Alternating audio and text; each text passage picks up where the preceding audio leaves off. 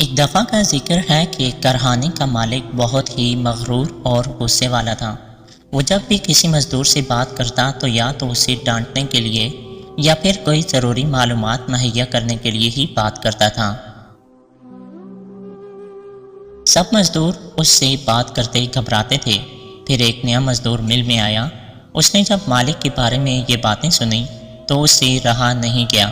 اس نے اپنے ساتھیوں سے کہا، ہمیں مالک سے دوری نہیں بلکہ بنا کر رکھنی چاہیے۔ ممکن ہے کہ اس کی طبیعت میں ہنسی مذاق شامل نہ ہو، زیادہ بات کرنا مالک کو پسند نہ ہو۔ اس مزدور کے بیٹے کی سالگرہ تھی۔ اس مزدور نے اپنے بیٹے کی سالگرہ پر اپنے مالک کو بھی انوائٹ کیا،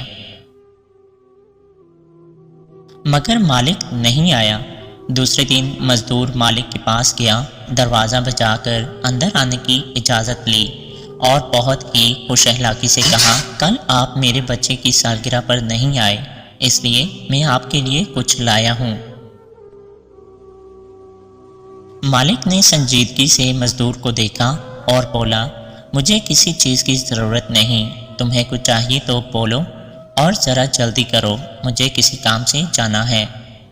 مزدور نے مالک کی طرف مسکرا کر دیکھا اور کہا، اگر آپ ویسا کر دیں جیسا میں چاہتا ہوں تو یہی میرے بیٹے کی سالگرہ کا تحفہ ہوگا۔ مالک حیران ہو گیا اور بولا، تم مجھے کیا دینا چاہتے ہو اور مجھ سے کروانا کیا چاہتے ہو؟ مزدور نے جیب سے 2 سفید رنگ کے ربن نکال کر مالک کو دے دیے۔ مالک نے پوچھا، یہ کیا ہے؟ مزدور نے کہا، یہ مجھے کسی نے دیا تھا جب میں دوسروں سے دور رہتا تھا، اور پھر اس نے مجھے کہا یہ ایک تمہارے لیے ہے کیونکہ تم ایسے انسان ہو جو میری زندگی میں بہت اہمیت رکھتے ہو، اور یہ دوسرا سفید ربن اس کے لیے ہے۔ جو شخص تمہاری زندگی میں بہت اہمیت رکھتا ہے، تو میں بھی یہ ایک ربن آپ کے لیے لایا ہوں، اور دوسرا اس کے لیے ہے جسے آپ اپنی زندگی میں سب سے زیادہ محبت کرتے ہیں یا پھر اہمیت دیتے ہیں۔ یہ ربن آج ہی آپ اسے دے دیں۔ مزدور کی بات سن کر مالک کو ہنسی آ گئی، لیکن وہ سنجیدہ ہی رہا۔ اس نے مزدور کو ربن ہاتھ پر باندھنے کی اجازت دے دی۔ دوسرا ربن جب مزدور نے مالک کو دے دیا اور وہ سوچنے لگا کہ ایسا وہ کون سا انسان ہے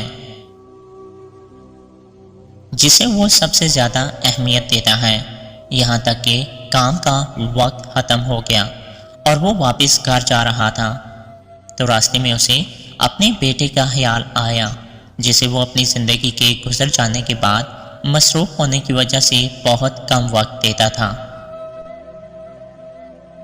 اس نے گھر داخل ہوتے ہی وہ ربن جو اس کی کلائی پر تھا اسے اتار دیا اور اپنے بیٹے کے کمرے کی طرف چل پڑا۔ وہ بستر پر لیٹا ہوا تھا۔ باپ نے دروازے پر دستک دے کر اندر آنے کی اجازت لی۔ اسے شدید حیرت ہوئی کہ اس کے والد صاحب نے اسے بلانے کے بجائے خود کمرے میں آنے کی زحمت کیوں کی۔ وہ سوچ ہی رہا تھا کہ اس کے باپ نے اس کی کلائی پکڑی اور اس کی طرف دیکھ کر مزدور کی ساری بات دہرا دی، ساتھ میں یہ بھی کہا کہ بہت مصروف ہونے کی وجہ سے میں نے کبھی تمہیں ٹھیک سے وقت نہیں دیا، مجھے افسوس ہے۔ اپنی جیب سے دوسرا ربن نکال کر اس نے اپنے بیٹے کو دیا اور بولا، یہ ربن تم اس کلائی پر باندھ دینا جس کو تم سب سے زیادہ محبت کرتے ہو۔ لڑکا پھوٹ پھوٹ کر رونے لگا۔ اس نے اپنے باپ کی کلائی پکڑی اور بولا، پاپا میں یہ آپ کو ہی باندھوں گا، میں یہ سوچتا تھا کہ آپ مجھ سے بالکل پیار نہیں کرتے اور میں کچھ دنوں سے خودکشی کرنے کے بارے میں سوچ رہا تھا۔ آپ کی چھوٹی سی بات نے مجھے جینے کی وجہ دے دی۔ آئی لو یو پاپا۔ مل کے مالک کی آنکھوں میں آنسو آ گئے۔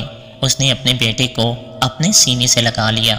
دوسرے دن جب وہ مل میں گیا تو اس نے اسی مزدور کو بلایا۔ جیسے ہی مزدور کمرے میں داخل ہوا تو مالک کے چہرے پر مسکراہٹ کھل گئی۔ مزدور نے مالک کے چہرے پر مسکراہٹ دیکھی تو وہ بھی مسکرا دیا۔ مالک نے اس مزدور سے پوچھا کہ تمہیں کیا سوچی جو تم نے مجھے ربن دیا؟ مزدور نے مالک کی طرف دیکھا اور کہنے لگا، صاحب جی، میں نے ایک کتاب میں پڑھا تھا، پھر جب میں نے آپ کے چہرے کی سختی دیکھی تو سمجھ گیا کہ سالوں سے آپ نے کسی سے محبت کا اظہار نہیں کیا، نہ آپ سے کسی نے اظہار کیا ہے۔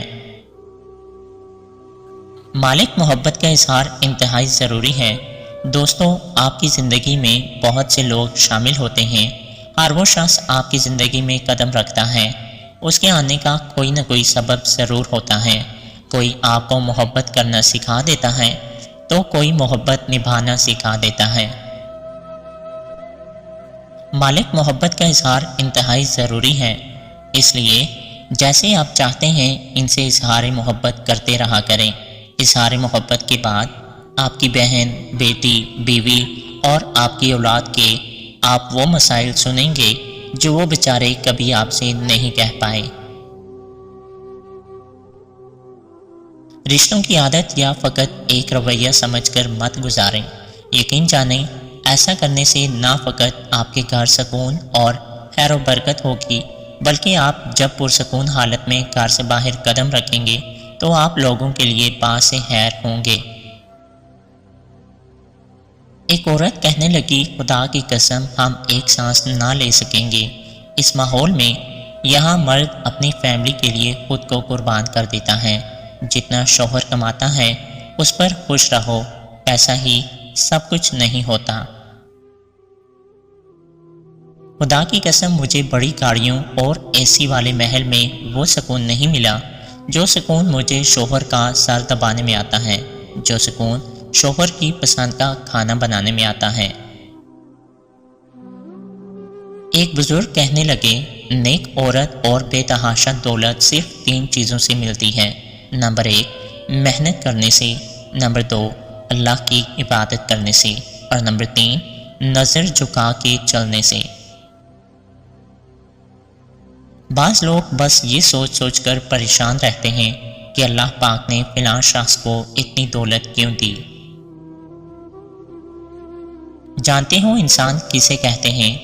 جس کے آنکھوں میں احترام ہو، الفاظ میں نرمی ہو، جس کے اخلاق میں رحم دلی ہو اور مقاصد میں اعلیٰ ظرفی ہو۔